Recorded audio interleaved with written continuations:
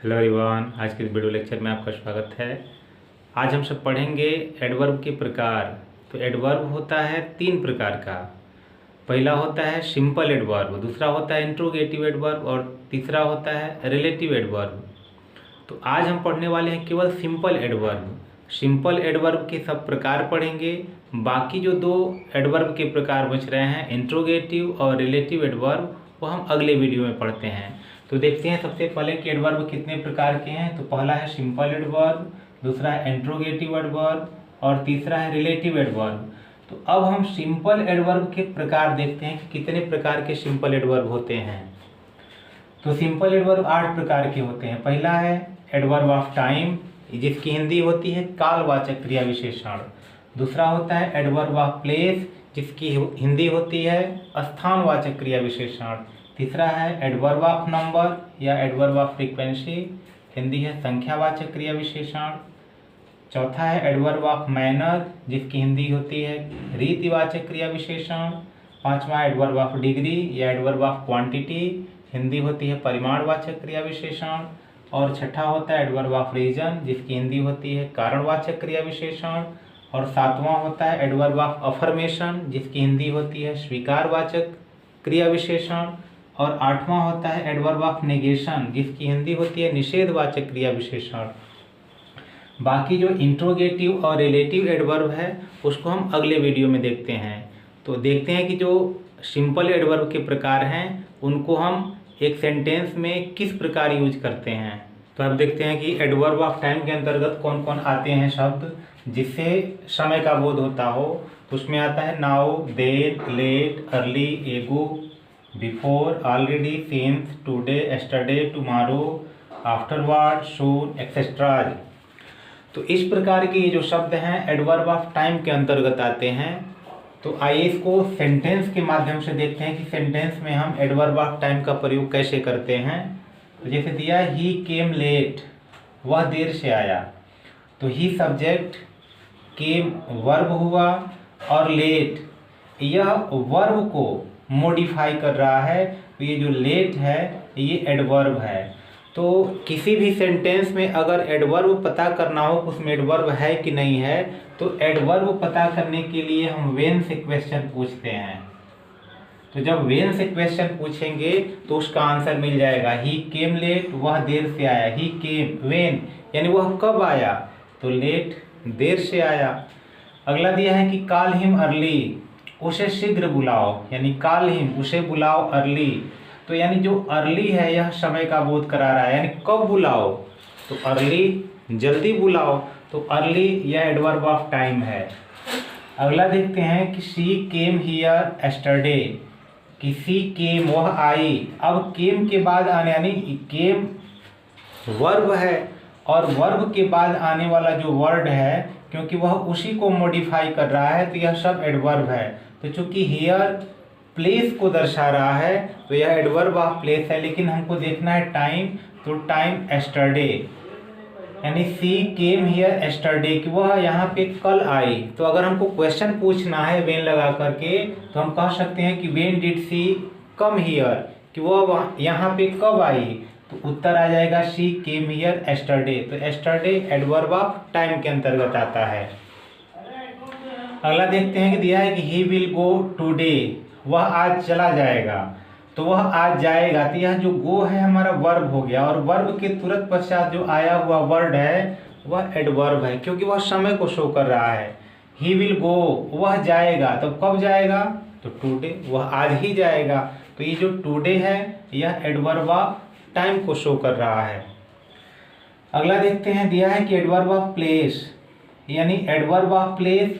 अब adverb of place में जगह का बोध कराया जाता है, स्थान का बोध कराया जाता है। और इसका अगर हमको क्वेश्चन पूछ करके पता करना हो तो उसके लिए हम वेयर का प्रयोग करते हैं। वेयर कहाँ, तो इसमें आने वाले हम शब्द देखते हैं कि एडवर्ब ऑफ प्लेस में कौन कौन से शब्द आते हैं। तो इसमें आता है here, there, above, out, near, below, far, away, within, behind, everywhere, backward, inward, et cetera. तो इस प्रकार के जो शब्द हैं एडवर्ब ऑफ प्लेस के अंतर्गत आते हैं। अब इसको देखते हैं कि हम सेंटेंस में कैसे प्रयोग करते हैं। तो जैसे दिया है ही गोज देयर, वहाँ जाता है, यानी वह वहाँ जाता है, तो यानी ही गोज वह जाता है, तो वर्ब हो गया गोज। और गोज के बाद आने वाला जो शब्द है देयर, यह स्थान को यानी प्लेस को शो कर रहा है। तो प्लेस दर्शाने वाले जो भी शब्द होंगे वह एडवर्ब ऑफ प्लेस के अंतर्गत आते हैं। तो देयर यानी वहाँ जाओ, तो हम प्रश्न पूछ सकते हैं कहाँ, कहाँ जाओ, तो कहाँ की हम जवाब में आ जाएगा देयर यानी वहाँ जाओ। फिर दे दिया है गो आउट, बाहर जाओ, कहाँ जाओ, तो आउट यानी बाहर जाओ। तो यानी गो जो वर्ब के बाद आया हुआ यह शब्द है, जो गो को मॉडिफाई कर रहा है वह एडवर्ब ऑफ प्लेस है। कम इन, अंदर आओ, कहाँ पे आओ, तो इन यानी अंदर आओ। तो इस प्रकार से यह जो इन है वह ये कम को मॉडिफाई कर रहा है, तो यह एडवर्ब ऑफ प्लेस के अंतर्गत आ जाएगा। अगला देखते हैं, जैसे दिया है दे वेंट अवे, वे चले गए। तो अवे यानी वेंट के बाद जो यह जो वर्ड आया हुआ है अवे, यह एडवर्ब ऑफ प्लेस को शो कर रहा है, यानी अवे दूर। दे वेंट अवे यानी वह दूर चले गए। फिर उसी प्रकार दिया है ही लिव्स, वह रहता है। कहाँ रहता है, तो दिया है कि नियर बाय विलेज। तो यह जो नियर है, यह नियर हमारा एडवर्ब ऑफ प्लेस को शो कर रहा है। तो आप पूछ सकते हैं कि ही लिव्स वेयर, कहाँ रहता है, तो नियर बाय विलेज, वह समीप के गांव में रहता है। तो इस प्रकार वर्ब के बाद आने वाला जो भी हमारा जो सेंटेंस का जो पार्ट बच रहा है वह एडवर्ब के अंतर्गत आता है। तो यहाँ जो नियर है एडवर्ब ऑफ प्लेस को शो कर रहा है।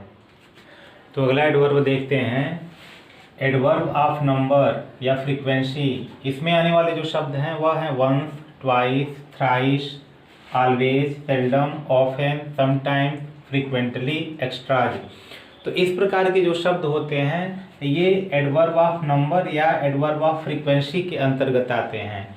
तो अब हम इनका प्रयोग एक सेंटेंस में कैसे करते हैं वह देखते हैं। जैसे दिया है कि ही रीड दिस बुक ट्वाइस, उसने इस पुस्तक को 2 बार पढ़ा। तो अगर हमें इसका पता करना है कि जो यह एडवर्ब दिया है, क्योंकि ही रीड दिस बुक, उसने इस पुस्तक को पढ़ा ट्वाइस, 2 बार पढ़ा। तो अब हमको यह एडवर्ब ऑफ नंबर है या फ्रीक्वेंसी है, तो इसको पता करना है। तो हम कौन सा शब्द लगा करके प्रश्न पूछेंगे कि पता चल जाए कि यह एडवर्ब ऑफ फ्रीक्वेंसी या एडवर्ब ऑफ नंबर है। तो इसके लिए होता है कि हाउ ऑफन अगर लगा करके हम प्रश्न पूछते हैं तो निश्चित रूप से इसका पता चल जाएगा कि यानी how often did he read this book, उसने इस पुस्तक को कितनी बार पढ़ा। तो ही रीड दिस बुक ट्वाइस, उसने 2 बार इस पुस्तक को पढ़ा।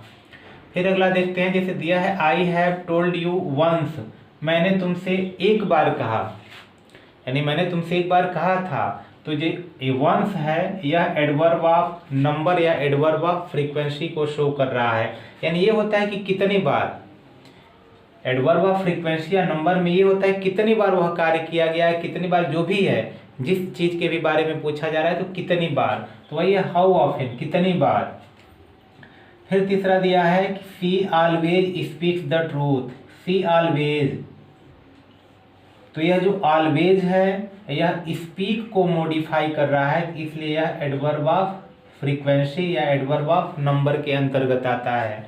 तो वह हमेशा सत्य बोलती है, यानी कब कब सत्य बोलती है, कितनी बार सत्य बोलती है, तो हमेशा सत्य बोलती है।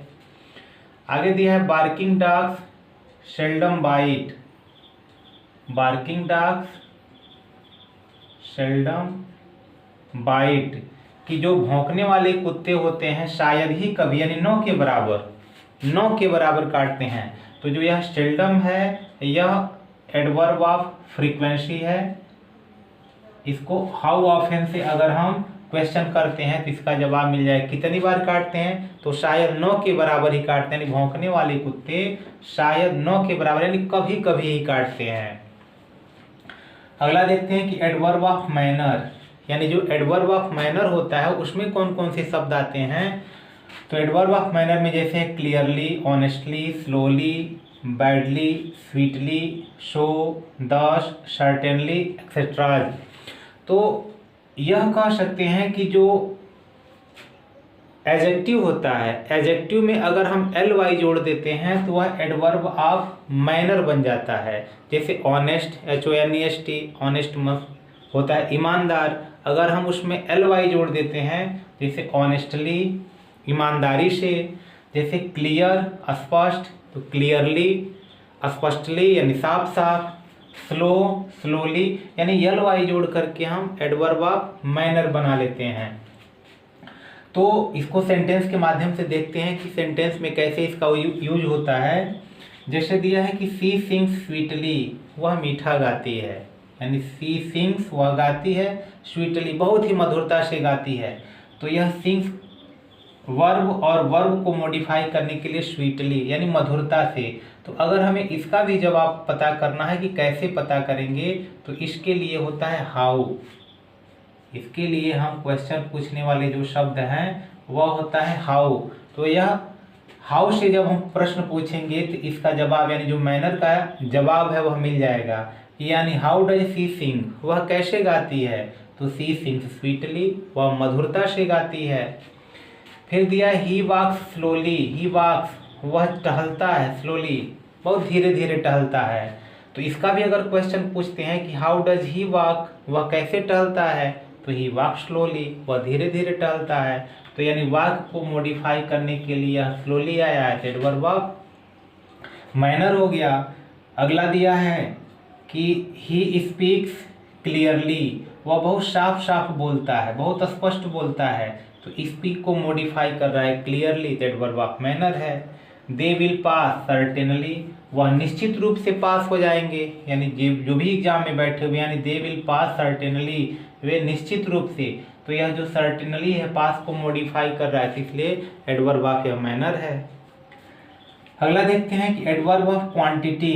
तो जो एडवर्ब ऑफ क्वांटिटी के अंतर्गत आने वाले जो वर्ड हैं उसको देखते हैं कौन कौन से हैं। तो इसमें आता है too, much, very, almost, little, quite, enough, somewhat, etceteras. तो और भी तमाम सारे शब्द इसमें आते हैं। तो जैसे अब हम देखते हैं कि इसमें किस प्रकार इन शब्दों को एक सेंटेंस में हम प्रयोग करते हैं। जैसे दिया ही इज वेरी क्लेवर, तो यह जो क्लेवर है वह एडजेक्टिव है, और एडजेक्टिव को मॉडिफाई करने के लिए जो वर्ड आया है वह एडवर्ब है। तो वेरी यह क्वांटिटी को दर्शा रहा है कि ही इज वेरी क्लेवर, वह बहुत ही चतुर है। उसी तरह दिया हुआ है शी इज टू लेजी, यानी लेजी तो है, तो कितनी लेजी है, तो टू लेजी अत्यधिक यानी बहुत ही, जितना उसे लेजी नहीं होना चाहिए उससे उसके बराबर वह लेजी है। तो अगर हमको इसको पता करना हो कि यह इसकी जो भी आंसर हमको ज्ञात करना है, तो हम इसके लिए कौन सा शब्द प्रयोग करके प्रश्न पूछेंगे, तो उसके लिए हो जाएगा हाउ मच, यानी इसके लिए हम प्रयोग करते हैं हाउ मच। तो अगर ये हाउ मच का प्रयोग करके हम प्रश्न पूछते हैं तो हमें एडवर्ब ऑफ क्वांटिटी के बारे में आंसर मिल जाता है।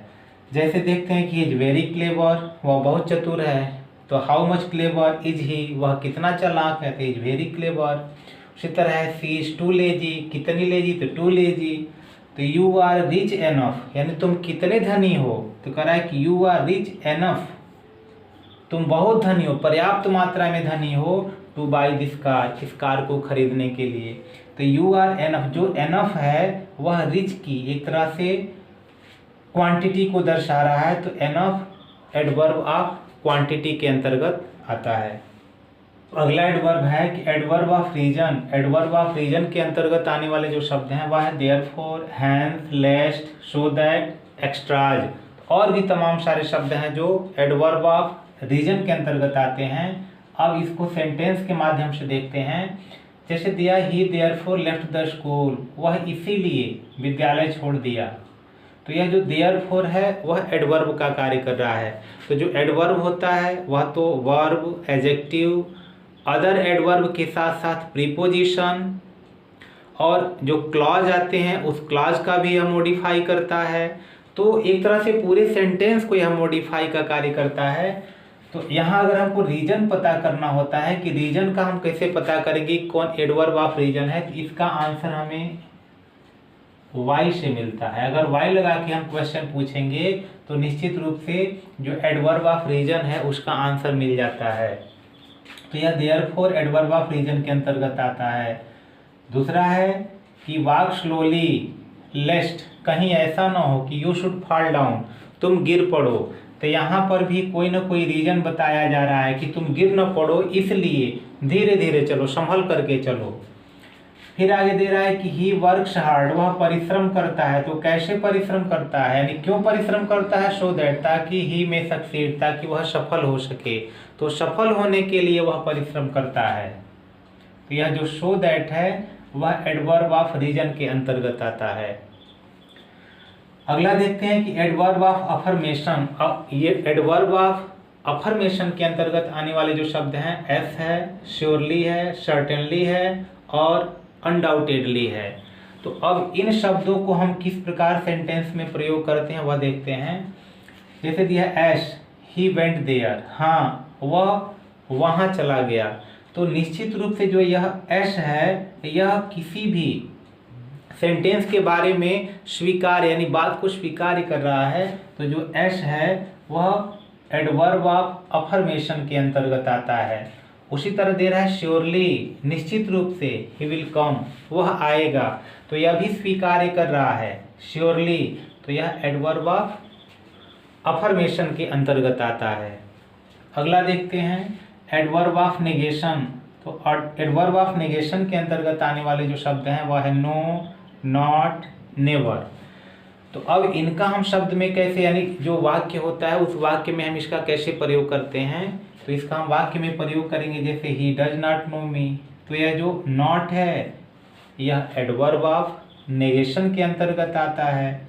उसी तरह दिया है no, he will not attend the party. तो यहाँ जो नो है वह भी एडवर्ब ऑफ नेगेशन के अंतर्गत है। नॉट भी यहाँ एडवर्ब ऑफ नेगेशन के अंतर्गत है।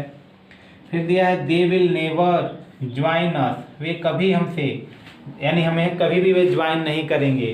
तो जो यह नेवर है यह भी एडवर्ब ऑफ नेगेशन के अंतर्गत आते हैं। तो इस प्रकार यह जो एडवर्ब का दूसरा वीडियो है वह समाप्त होता है।